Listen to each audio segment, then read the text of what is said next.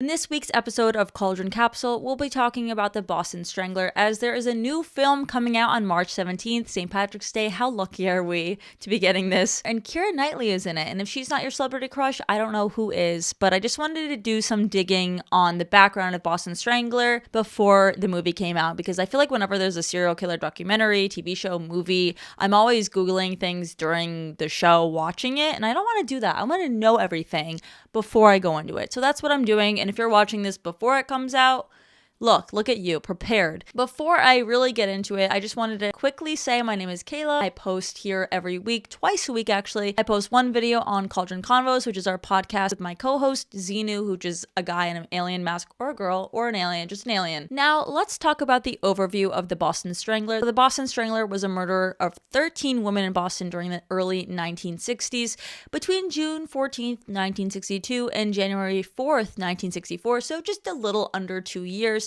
13 single, specifically, women between the ages of 19 and 85 were murdered in the Boston area.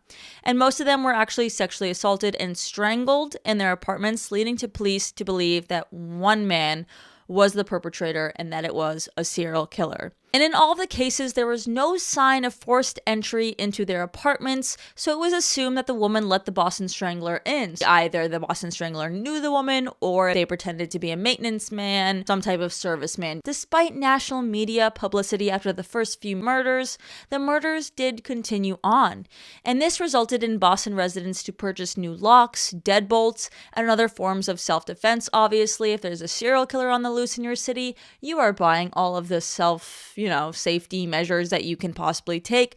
But some women even decided to move out of the Boston area just because there was a serial killer on the loose. They didn't catch him. 13 women later. I mean, would you move? Comment down below. Not funny, but I think I would, honestly. Now, the murders happened in several cities, including Boston, which complicated the jurisdictional oversight for prosecution. So although it was mostly in Boston, it was like the outskirts of Boston as well, other areas, suburbs outside. And Massachusetts Attorney General Edward W. Brooke helped coordinate the different police forces in their search investigation for the killer. And he actually had a parapsychologist, which if you don't know what a parapsychologist is, or parapsychology is in general, it's the study of alleged psychic phenomena such as extrasensory perception, telepathy, clairvoyance, psychics, whatever, and other paranormal claims, and they use them for investigative reasons. So the parapsychologist used specifically extrasensory perception, also kind of referred to as a sixth sense, to analyze the cases in which the parapsychologist Herkos claimed that a single person was responsible. So there was some debate.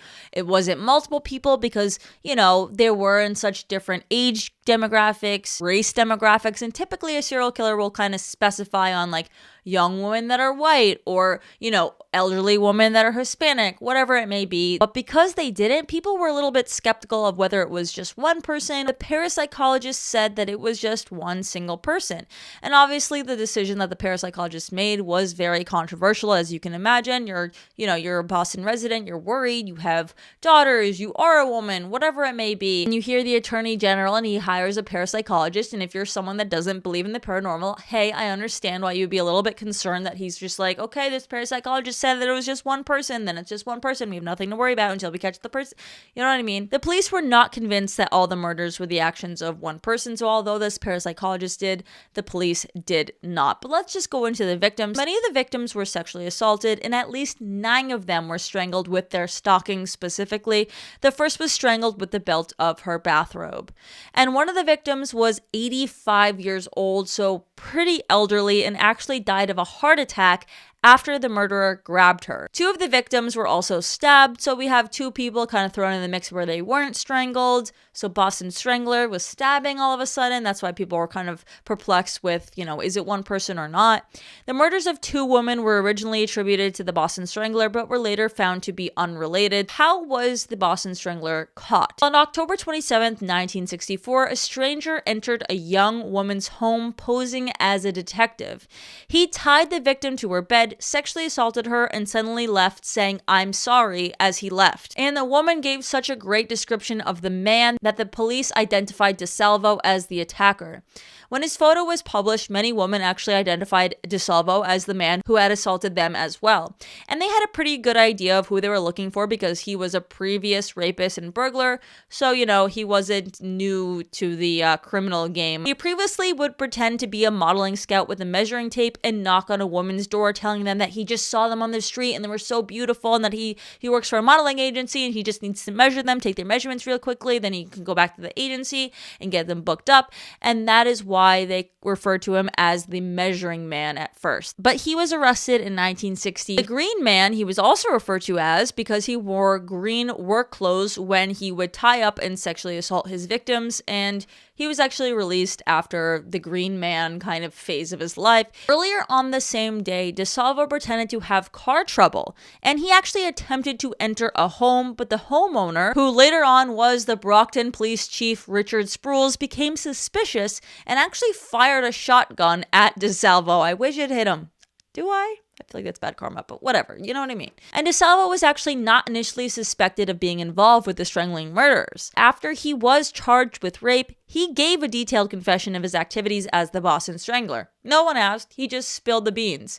He even confessed to his inmate George Nasser, and Nasser reported the confession to his attorney, who also took on the defense of DeSalvo. He even gave details of the crimes that were originally withheld from the public, so they generally believed him that he was the Boston Strangler. DeSalvo got one detail right that one of the victims was actually wrong about. DeSalvo predicted a blue chair in the woman's living room. She stated it was brown. Photographic evidence actually proved that DeSalvo was correct. Because there was no physical evidence proving his confession, he was tried on charges for earlier crimes, unrelated crimes of robbery, and sexual offenses. The lawyer brought up DeSalvo's confession to the murders as part of his client's history at the trial in order to assist in gaining a, quote, not guilty by reason of insanity verdict for the sexual offenses, but it was ruled as inadmissible by the judge. DeSalvo was sentenced to life in prison in 1967. In February of the same year, he managed to escape with two other inmates from Bridgewater State Hospital, which resulted in a full-scale manhunt, actually. After he escaped, a note was found on his bunk addressed to the superintendent. In it, DeSalvo stated that he had escaped to focus attention on the conditions in the hospital and his own situation. Oh, I'm so glad you're escaping your state of being in prison to fix your own situation. How about the 13 women you've affected? Actually, more than 13. 13 were just the ones that you murdered and ruined their lives, plus all the family members, plus everyone that was related to them and all the things that they went through. But you have the audacity to claim that you wanted to focus attention on your own conditions and your own situation? Really? Bro, people are really delusional these days. I mean, in the 1960s, but these days too. He disguised himself as a U.S. Navy officer, but gave himself up the following day. Coward. That's all I have to say. You're a coward. You're a little scaredy cat. Anyway, whatever. I'm going to be haunted by the ghost of DeSalvo soon. After the escape, he was transferred to the maximum security Walpole State Prison. 6 years after the transfer, he was found stabbed to death in the prison infirmary. His killer or killers were never identified.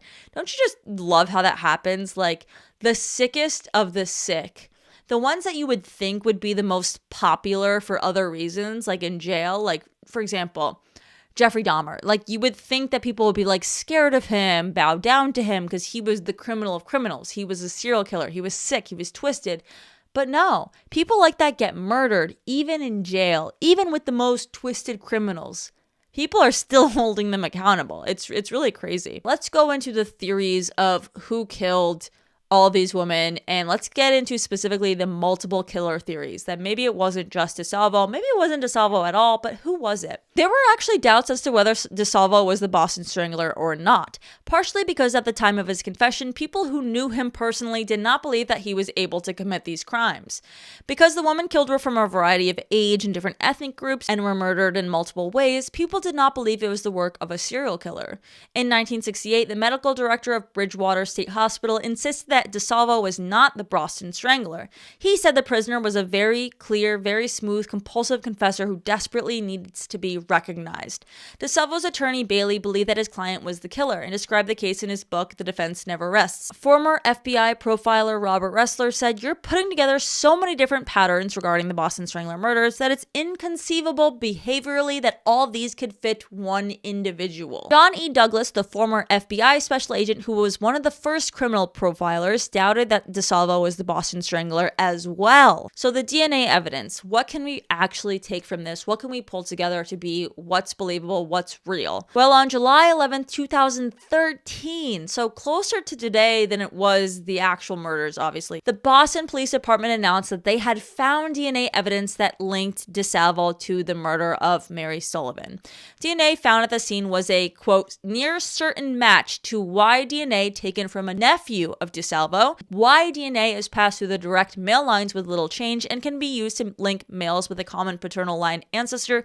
So unless it was actually his dad, his grandpa or something, it was pointing to DeSalvo. But the court ordered the exhumation of DeSalvo's corpse to test the DNA. On July 19, 2013, Suffolk County District Attorney, the Massachusetts Attorney General, and Boston Police Commissioner announced the DNA test results proving that DeSalvo was the source of seminal fluid recovered at the Sullivan 1964 murder scene. I hope you guys liked this video. If you did, make sure to hit subscribe, and I'll see you guys next time here on Cauldron Capsules, baby. Thanks!